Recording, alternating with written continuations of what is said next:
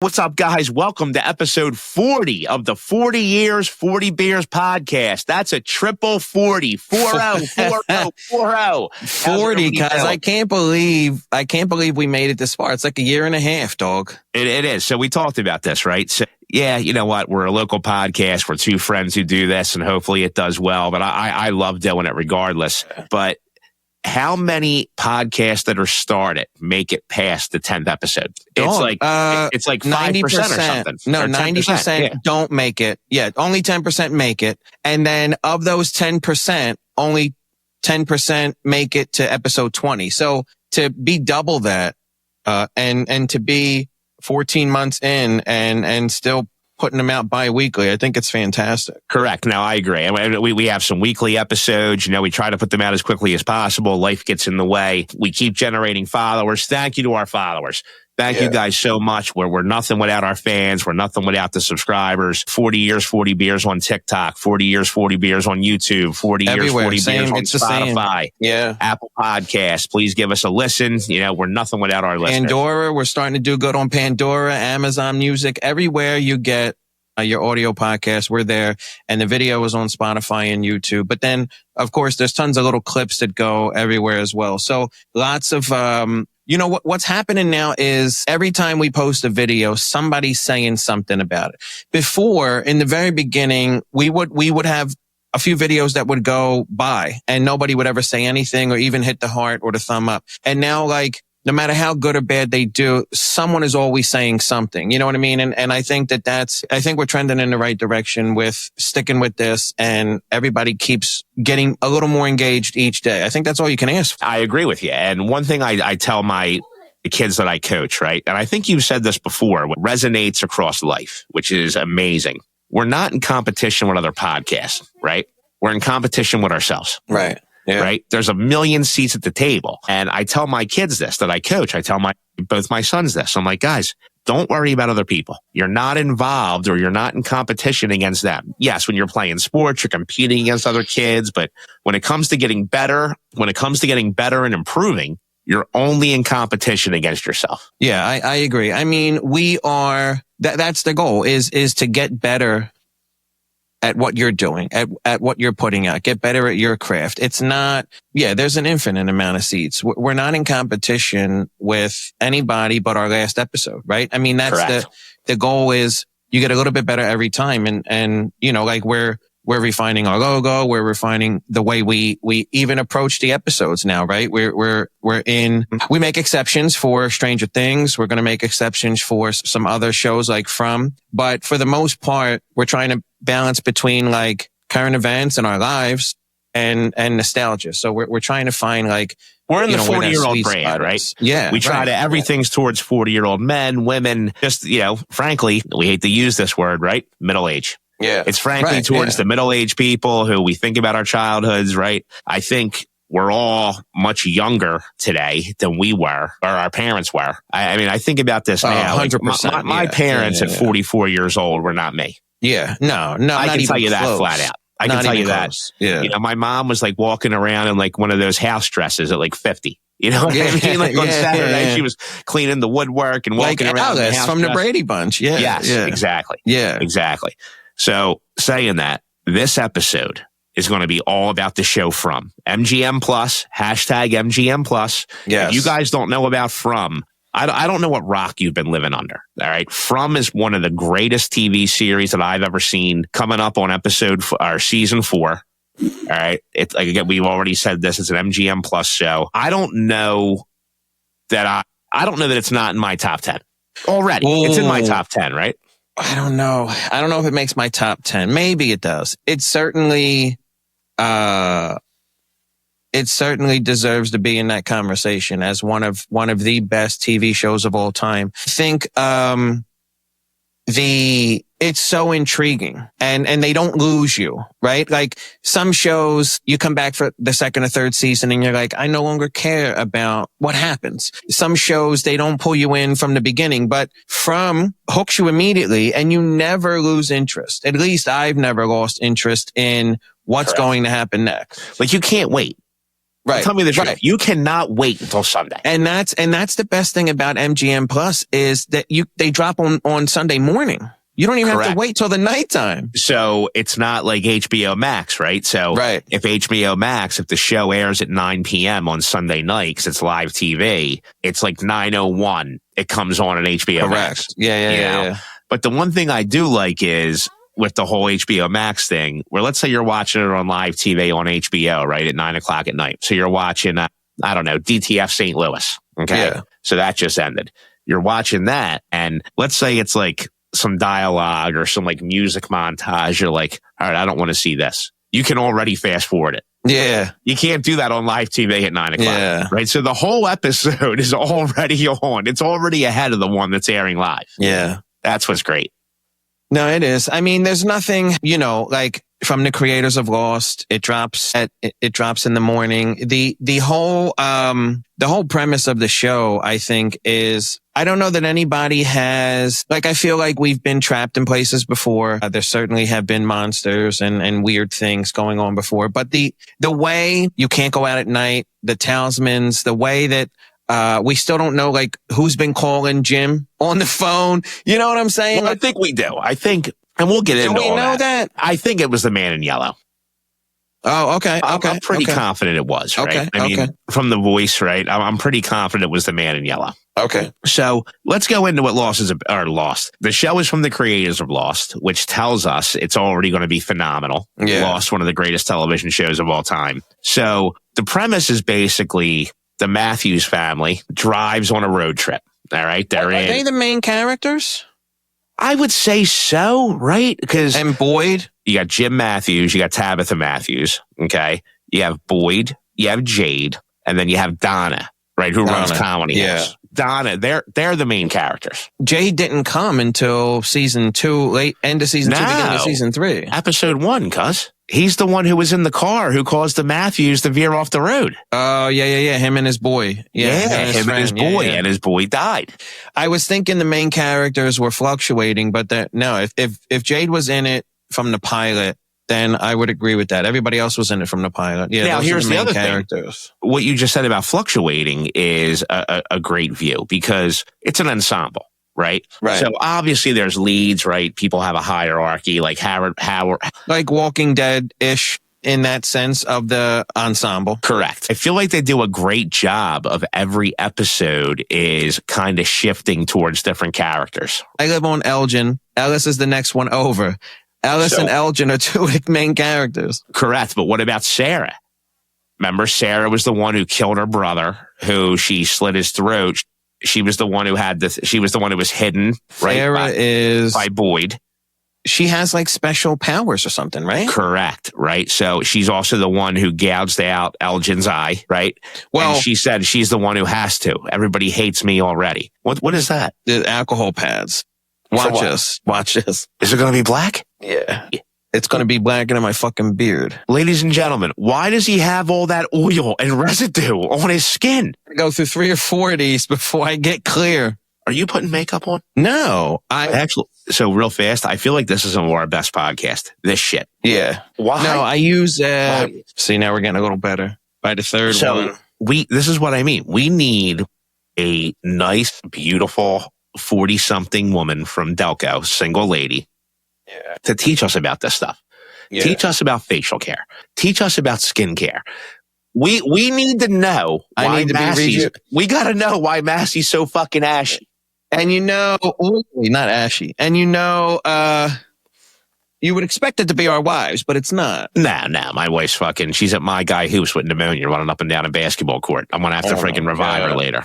I already told her. I'm like, how much is the life insurance for? I was like, is this considered an accident? If it's for $500,000, do I get $1 million if you die playing basketball? So where were we? We got off track. We got crazy off track. All right. So okay. So did you get through your rewatch of seasons 1, 2, and 3? I'm good. I've seen it all. So here's what I think is going to happen. So having just watched the season 3 finale, go ahead. What are you thinking? So what I think is, I actually think that season 4 is going to get slowed down a little bit.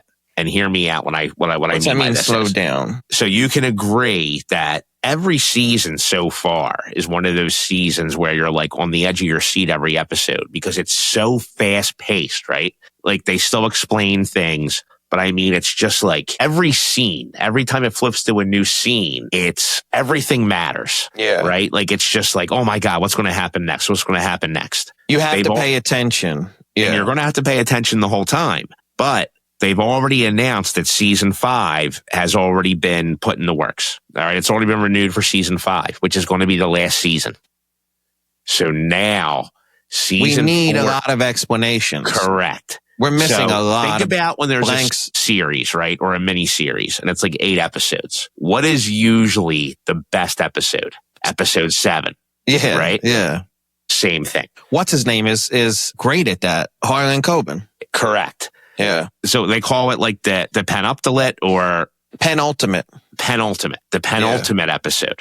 All right. This is the penultimate season. So it's going to set up to be fast as hell again in season 5. Because you can't, in a series, you can't do it all at the end of the last season. In a mini series, you don't have any other choice. You know what I mean? You only have 6 or 7 hours to tell your story. In my opinion, by the time season 4 is over, we're going to understand how the reincarnation happens. And why this place exists at all.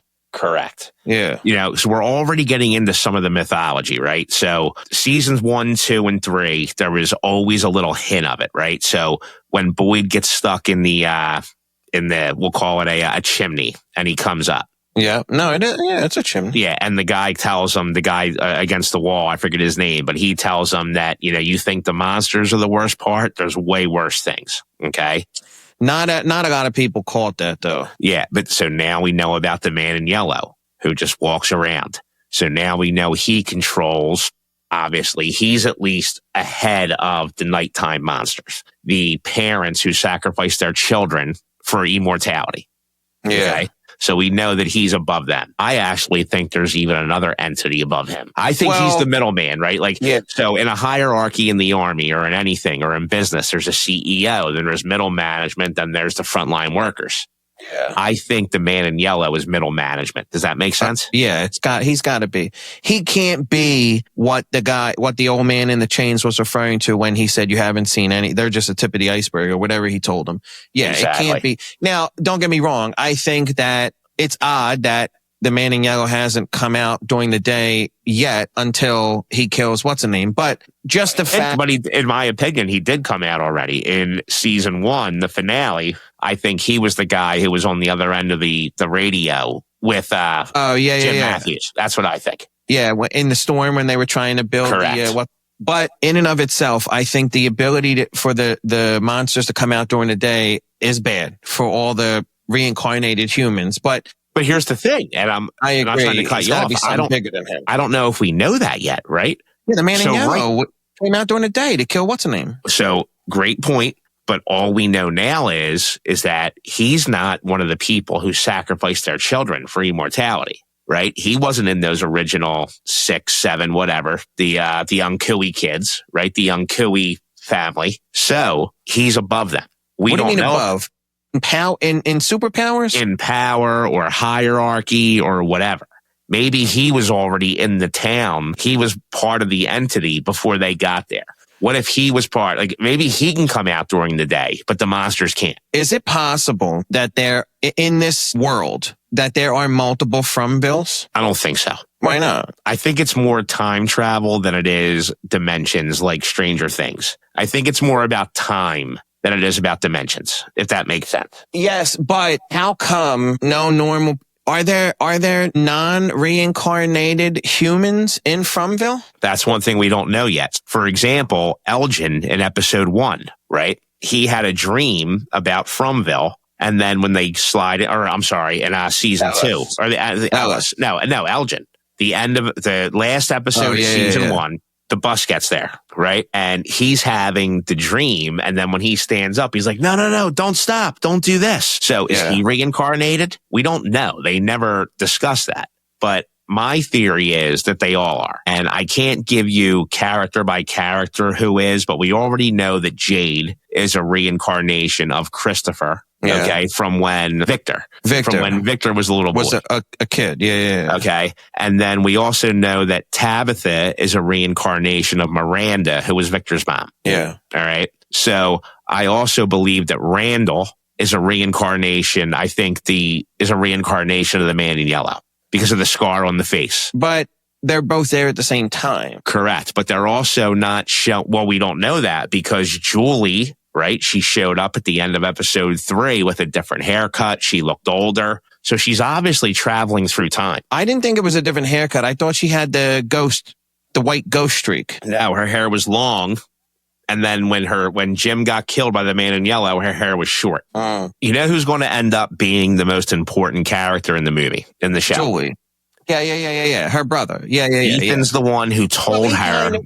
He's kind of been our guiding light the whole time. Exactly. He told her how she's a story walker and explained how once the story's written, it can't be changed, right? If you remember in episode 1, as they're driving in the RV, he starts telling a story. Like him and Julie are playing this game where you have to tell a story about what's going on. Yeah. Every quest, right? He's going to be the one who's the main character. Wait a while. If Randall actually is the man in yellow and they're there together, both in Fromville, but perhaps at different times, is Ethan Victor? No, because we know they're there together. That's right. They talk to each other a lot. Correct. We know they're in the present time. And this is why the show's so fantastic, because you have all these questions, right? So Boyd is obviously, they're fucking with Boyd. And that's the other thing. Like, Boyd's the one who said, you're not going to break me, right? We're going to fight through this. So everything's changed from before. It was just, we go kill you at night, where we're hunting you for sport.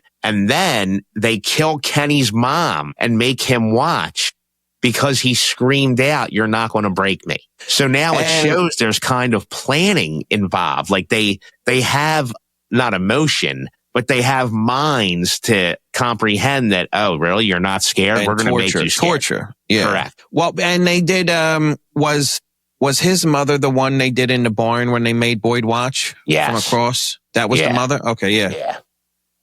So you and I were talking on the phone about this, and at first you thought I was out of my mind, but then I was starting to make sense. Ellis's girlfriend, what's her name? The pregnant broad. So Fatima. Ellis actually got her pregnant through intercourse. Correct? I believe so, yes. Okay, so here's my thing. I understand that the monsters get reincarnated, okay? But there has to be a baby involved. There has to be some sort of birthing process in the womb, right? Because the Japanese lady stole Fatima's baby. The kimono.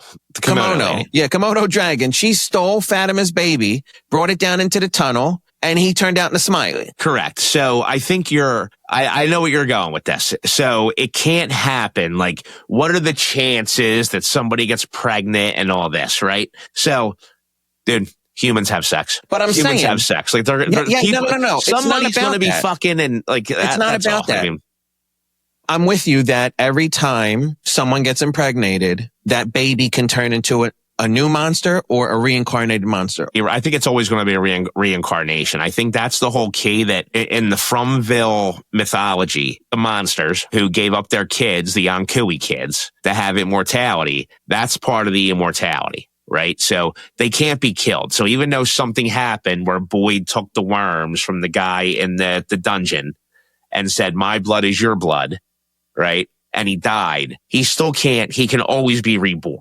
I think that's part of the mythology. But that's the part that's what I'm getting to. I understand that every time someone gets impregnated, that child turns into a reincarnation of one of the monsters. But it just so happened that Fatima got pregnant 9 months to the day that Boyd killed Smiley. So again, if you were watching, that's not what happened. Her pregnancy was accelerated. Okay, but there had to be a pregnancy to accelerate in the first place, and they couldn't control when Boyd killed him. But at the end of the day, because, I mean, Ellis and Fatima are in their 20s. They're going to have sex. No, but what I'm saying is, I think you're looking way too much. There's no world where you can't look way into it, because you're nuts right now. A few moments later. So, episode 40 got cut a little short. We had some technical difficulties.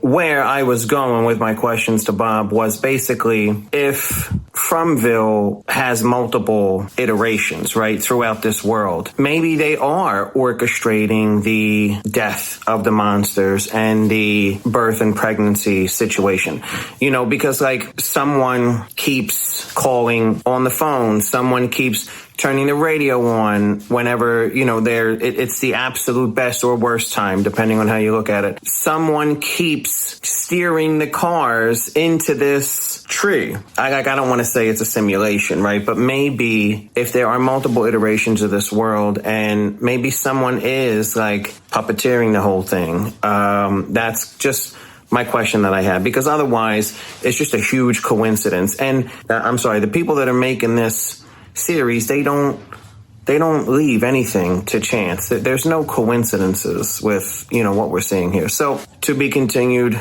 we're going to do episode 41 when From season 4 episode 1 airs in a few days, and we'll catch you guys later.